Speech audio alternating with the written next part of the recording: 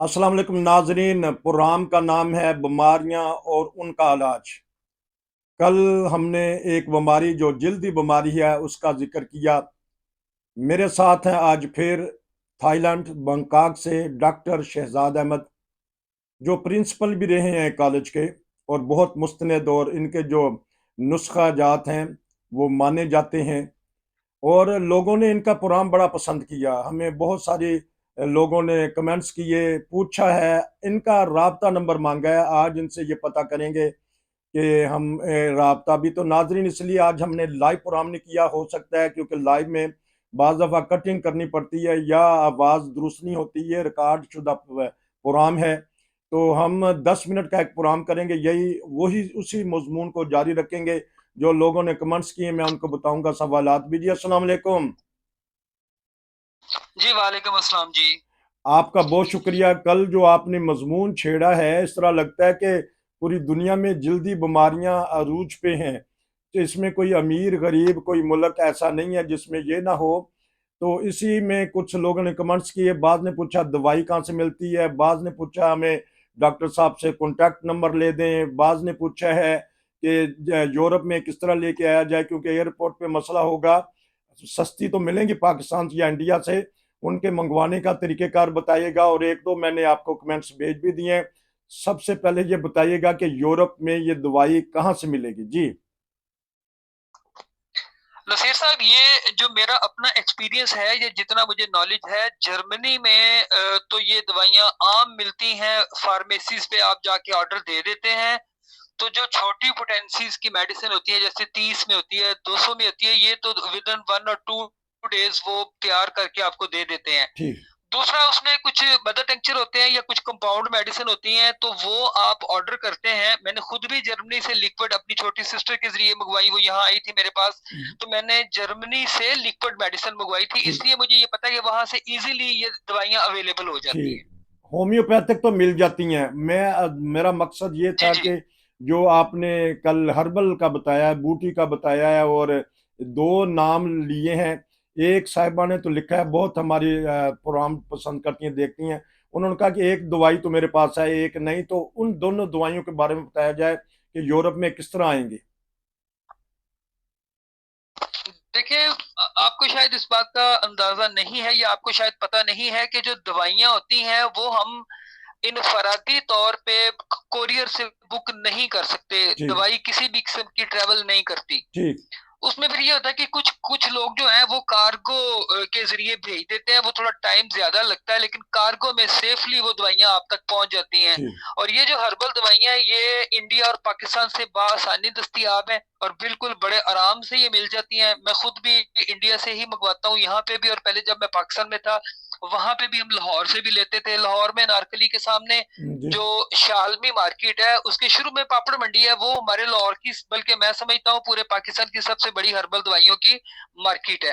तो जो पाकिस्तान में रहने वाले लोग हैं वो अपने शहरों में से पंसारी हजरात जो है उनसे अच्छी दवाइयां मिल जाती हैं, नहीं तो लाहौर से आराम से अवेलेबल हो जाती हैं। बल्कि कहते हैं कि वो एशिया की एक बेहतरीन मार्केट है। अच्छा, ये बताइएगा कि यूरोप में वो दवाई किस तरह मिलेगी। बहुत सारी मुअज़्ज़ज़ शख्सियात हैं, वो अब चाहती हैं कि दवाई दी जाए, यहाँ मंगवाई जाए।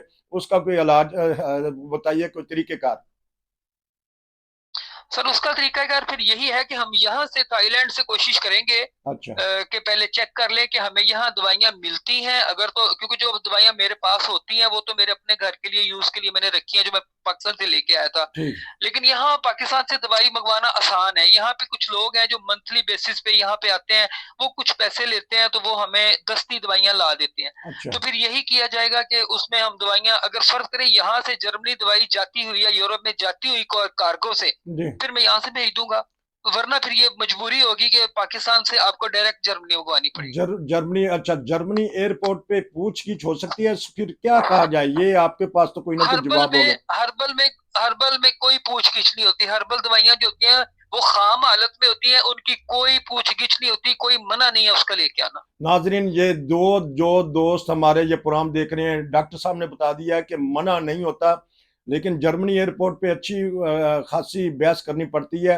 तो इसलिए मुझे यही डर होता है कि वो फिर लेने के देने ना पड़ जाए। पता करेंगे क्योंकि यहाँ जड़ी बूटियों से बहुत सारी चीज़ें बन जाती हैं, तो एहतियात ही करते हैं कि कोई ऐसी चीज़ ना है। अच्छा, ये बताइएगा कि आपने कल जो नुस्खा बताया, एक होम्योपैथिक भी आपने साथ जी, जी। चलाई बताई और साथ ये आपने तिब का भी बताया, ये आपका अपना ज़ाती जी, नुस्खा जी। है। तो उसमें अगर जी, पाकि ज़ाती आप नुस्ख़ा। मँगवाते हैं, कितना खर्चा आ जाता है अगर आप थाईलैंड मँगवाते हैं पाकिस्तान से तो?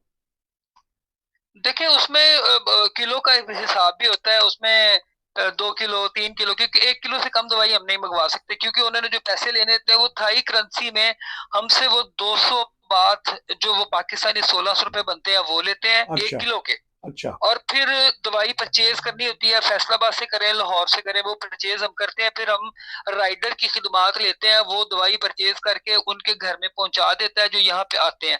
वो यहाँ ले आते हैं दवाई, यहाँ से फिर जहाँ होटल में उनका स्टे होता है, यहाँ प्रतुनाम में, यहाँ एक एरिया है हमारा बड़ा खूबसूरत प्रतुनाम, वहाँ पे होटल है, हुँ। वहाँ पे वो ठहरे होते हैं, वहाँ से जाके उनसे फिर हम ले लेते हैं और लोग जो माँगते हैं उनको उनके हम दे देते हैं उसमें। अच्छा जी, बहरहाल ये एक तो उन्होंने एशिया में जानी हो दवाई, वो बारे में उस बारे में बताया। तो अगर इंडिया से मँगवानी है तो फिर क्या राब्ता करते हैं? देखिए, इंडिया में तो हमें पहले ये पता होना चाहिए कि हमें दवाई कहाँ से मिलेगी। जैसे दिल्ली में एक बहुत बड़ी मार्केट है, अच्छा, या पंजाब में अमृतसर से या गुरदासपुर से मिल जाती हैं, जालंधर से मिल जाती हैं। फिर फिर तो वहाँ अपना कोई देखना पड़ेगा, अपने कोई दोस्त हों जो वहाँ दवाई परचेज़ करके हमें जो है वो अ, उसमें भेज दें। कोरियर में तो नहीं आती, हुँ। लेकिन कार्गो में वो दवाइयाँ वहाँ पे उम्मीद है कि आ जाती हैं। अच्छा, हमारे पास इस हिस्से में 3-4 मिनट रह गए हैं।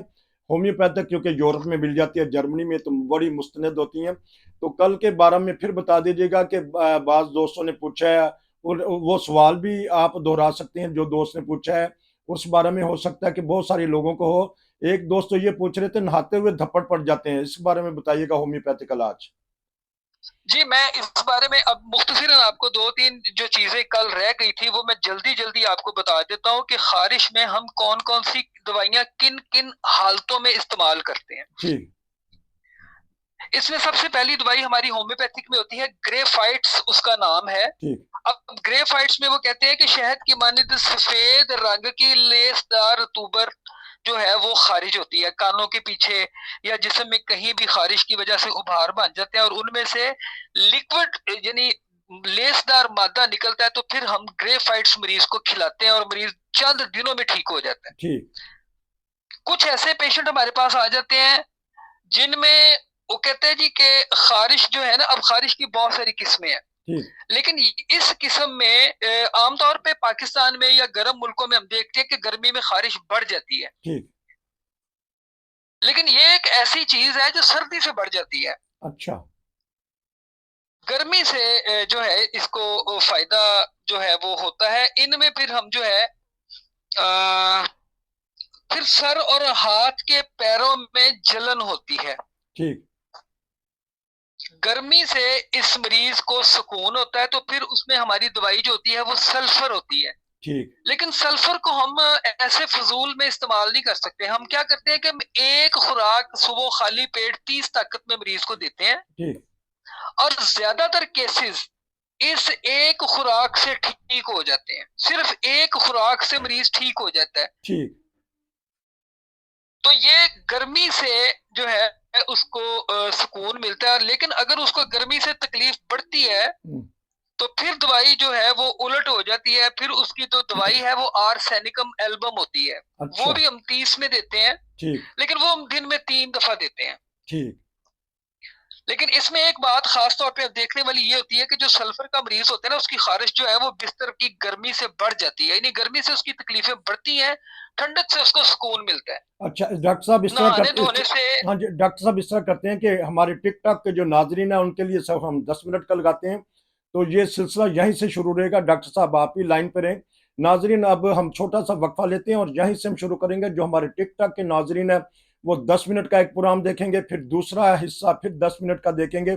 मैं जो यूट्यूब वाले हैं, उनके ऊपर मैं हो सकता है कि एक दफ़ा ही लगा दूँ ताकि लोग एक दफ़ा बैठ के सारी मालूमात ले लें। नाज़रीन हमारे चैनल के साथ जुड़े रहें, देखते रहें। प्रोग्राम के अगले हिस्से में डॉक्टर साहब से और मज़ीद मालूमात लेंगे। तो फिर अब छोटा-सा लेते हैं एक वक़्फ़ा।